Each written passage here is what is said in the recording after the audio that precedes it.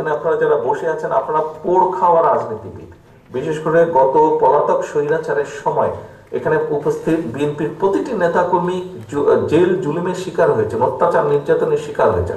কাজেই এই এক্সপিরিয়েন্স থেকে আপনাদেরকে একটি জিনিস বুঝতে হবে, আজকে বাংলাদেশের সবচাইতে বড় রাজনৈতিক দল বিএনপি। বিএনপি যে যত কথাই বলুক, একটু বোঝার ক্ষমতা আপনার আছে।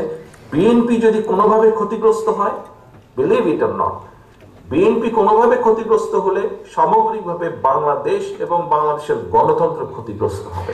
এটি আপনাদেরকে মানতে হবে, এটি আপনাদেরকে বুঝতে হবে। কাজেই প্রিয় সহকর্মীবৃন্দ, আজকে শুধু আপনার নিজের স্বার্থে আপনাকে ঠিক থাকতে হবে যে তা না, আপনাকে ঠিক থাকতে হবে, আপনাকে ঠিকভাবে আচরণ করতে হবে, আপনাকে ঠিকভাবে উঠা বসা করতে হবে, কথা বলতে হবে আপনার নিজের স্বার্থে, যেমন একইভাবে এই দেশের গণতন্ত্রের স্বার্থে, একইভাবে এই দেশের মানুষ এবং দেশের স্বার্থে আপনাদেরকে সঠিক ভূমিকা পালন করতে হবে। কাজে আসুন আমরা নিজেদেরকে সেভাবে গড়ে তোলার চেষ্টা করি, আমরা নিজেদেরকে সেভাবে পরিচালনা করার চেষ্টা করি যেভাবে বাংলাদেশের মানুষ প্রত্যাশা করে বিএনপির কাছে। একটু আগেই আমি একটি কথা বলেছি, আপনারা প্রত্যেকে বিএনপির প্রতিনিধিত্ব করেন, আপনাকে দেখেই বিএনপিকে জাজ করবে মানুষ। কাজেই আপনার উপরে অনেক কিছু নির্ভর করছে। এই 31 দফা আমরা মানুষের কাছে নিয়ে যাব, মানুষের কাছে নিয়ে যাব, এই জন্যই নিয়ে যাব। দেখুন 31 দফা আমরা 2 বছর আগে দিয়েছি, 27 দফা ছিল।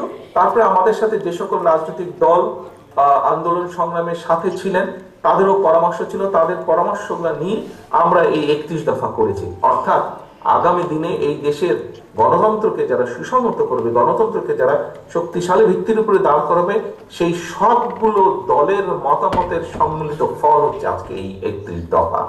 কাজেই এই 31 দফাকে আমরা নিয়ে যাব মানুষের কাছে, কিন্তু নিয়ে যাওয়ার জন্য আপনাকেও প্রস্তুত হতে হবে, নিয়ে যাওয়ার জন্য আপনাকেও রেডি হতে হবে। আজকে মানুষের মন মানসিকতার পরিবর্তন হয়েছে, মানুষের ধ্যান ধারণার পরিবর্তন হয়েছে। কাজে আজকে শুধু আমাদেরকে আগের মতন চিন্তা করলে হবে না, আমাদেরকে চিন্তার পরিবর্তন আমাদেরকে ঘটাতে হবে। এবং আমরা যদি চিন্তার পরিবর্তন ঘটাতে পারি, আমরা যদি মানুষের চিন্তাধারার সাথে নিজেদেরকে খাপ খাইয়ে নিতে পারি, শুধুমাত্র তাহলেই আমরা টিকে থাকবো, শুধুমাত্র তাহলেই আমরা সামনে এগিয়ে নিয়ে যেতে পারবো।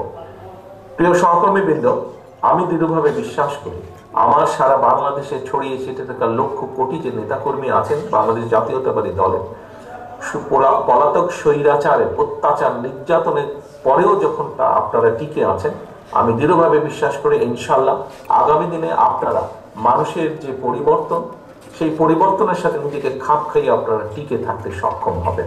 একটি কথা মনে রাখবেন, আপনাদের দিকে দেশ তাকিয়ে আছে, আপনাদের দিকে দেশের মানুষ তাকিয়ে আছে। কাজেই নিজেকে সেভাবে প্রস্তুত করতে হবে, মানুষের প্রত্যাশা অনুযায়ী নিজেকে প্রস্তুত করতে হবে, মানুষের চাওয়া অনুযায়ী নিজেকে তৈরি করতে হবে। তাহলেই আমরা দেশকে নেতৃত্ব দিতে সক্ষম হব, দেশের মানুষকে পথ দেখাতে সক্ষম হব। এবং একই সাথে আজকে আমাদেরকে যে কোনো মূল্যে গণতন্ত্রের পক্ষে দাঁড়াতে হবে, আমাদের প্রতিজ্ঞা নিতে হবে যে গণতন্ত্রটাকে আমাদেরকে চালু রাখতে হবে। মানুষ নির্ভয়ে, নির্দ্বিধায়, নিঃসংকোচে মানুষ যাবে ভোট কেন্দ্রে ভোট দিবে। সেটি যে শুধু সংসদ নির্বাচন নট দ্যাট, সেটি ইউনিয়ন পরিষদের নির্বাচন, সেটি উপজেলা পরিষদের নির্বাচন হলে সেখানে পৌরসভার নির্বাচন হোক, জেলা পরিষদের নির্বাচন হোক, সেটি কোনো মসজিদ কমিটির নির্বাচন হোক, সেটি কোনো ক্লাবের নির্বাচন হোক, সেটি কোনো ট্রেড বডির নির্বাচন হোক, অর্থাৎ যেখানে যেটাই হোক নির্বাচন হোক, প্রত্যেকটা গণতান্ত্রিক প্রক্রিয়াতে হতে হবে। গণতান্ত্রিক প্রক্রিয়াকে যদি আমরা কন্টিনিউ করতে পারি, গণতান্ত্রিক প্রক্রিয়াকে যদি আমরা চলমান রাখতে পারি, অনলি দেন আমরা এই দেশকে সামনে এগিয়ে নিতে পারবো, অনলি এই দেশের, তাহলে দেশের মানুষকে আমরা নিরাপদ রাখতে পারবো। আসুন আজকে এই 31 দফা যেরকম আমরা মানুষের ঘরে ঘরে পৌঁছে দিব, এই প্রতিজ্ঞা যেমন আমরা করছি, একইভাবে আজকে আমরা প্রতিজ্ঞা করি আমাদের হাজারো সহকর্মী যে কারণে প্রাণ দিয়েছে, অর্থাৎ গণতন্ত্র পুনরুত্থান, সেই গণতান্ত্রিক প্রক্রিয়াকে যেন আমরা কন্টিনিউ রাখতে পারি, যে কোনো মূল্যে গণতান্ত্রিক প্রক্রিয়াকে কন্টিনিউ রাখতে পারি, তাহলেই আমরা এই ষড়যন্ত্র থেকে আমরা দেশকে রক্ষা করতে পারবো, যে কোনো বিপদ থেকে দেশকে রক্ষা করতে পারবো। বাংলাদেশকে আগামী দিনে যদি ষড়যন্ত্র থেকে রক্ষা করতে হয়, যে কোনো হুমকি থেকে রক্ষা করতে হয়, দেশের মানুষকে রক্ষা করতে হয়, গণতন্ত্রের কন্টিনিউশন ছাড়া কোনোভাবেই সেটি সম্ভব নয়, কোনোভাবেই সেটি সম্ভব নয়। যে কোনো মূল্যে আমাদেরকে গণতন্ত্রকে ধরে রাখতে হবে, মানুষের ভোটের অধিকারকে ধরে রাখতে হবে। প্রতি সেটি 5 বছর হোক বা যেই সময় হোক, যেটি যেই সময় ভোট হওয়ার কথা সেটি সেই সময় ভোট হতে হবে। এর বাইরে অর্থাৎ মানুষের মতামত দেবার যে প্রক্রিয়া সেটিকে চালু রাখতে হবে, চালু রাখতে হবে, চালু রাখতে হবে।